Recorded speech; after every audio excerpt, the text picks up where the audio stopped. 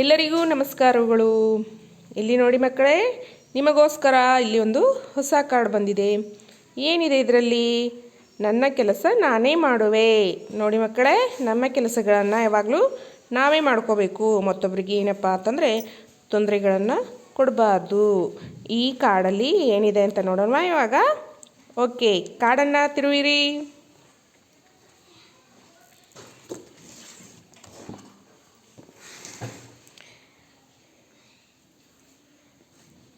ಇಲ್ಲಿ ನೋಡಿ, ಒಬ್ಬ ಬಾಲಕ ಏನು ಮಾಡ್ತಾ ಇದ್ದಾನೆ? ತನ್ನ ಮನೆಯ ಮುಂದಿನ ಕಸವನ್ನು ತಾನೇ ಗುಡಿಸ್ತಾ ಇದ್ದಾನೆ. ನೀವು ನಿಮ್ಮ ಮನೆಯ ಮುಂದಿನ ಕಸವನ್ನು ನೀವೇ ಗುಡಿಸಬೇಕು ಮಕ್ಕಳೇ.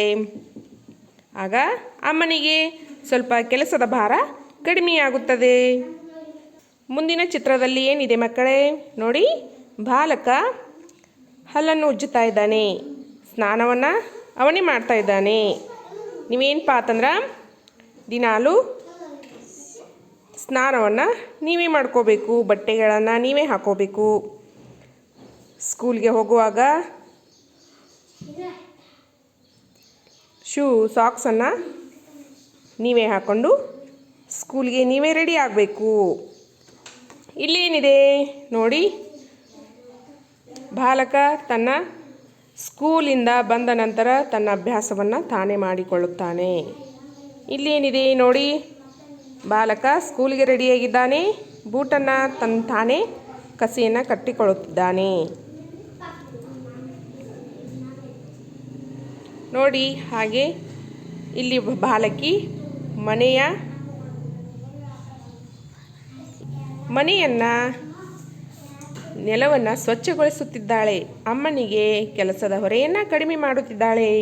ಇಲ್ಲಿ ನೋಡಿ ಮಕ್ಕಳೇ, ಬಾಲಕ ಊಟ ಮಾಡಿದ ನಂತರ ಏನಪ್ಪ ಅಂತಂದರೆ ಪಾತ್ರೆಯನ್ನು ತೊಳೆಯುತ್ತಿದ್ದಾನೆ. ಅಂದರೆ ತಾನು ಊಟ ಮಾಡಿದ ತಟ್ಟೆಯನ್ನು ತಾನೇ ತೊಳೆದುಕೊಳ್ಳುತ್ತಿದ್ದಾನೆ.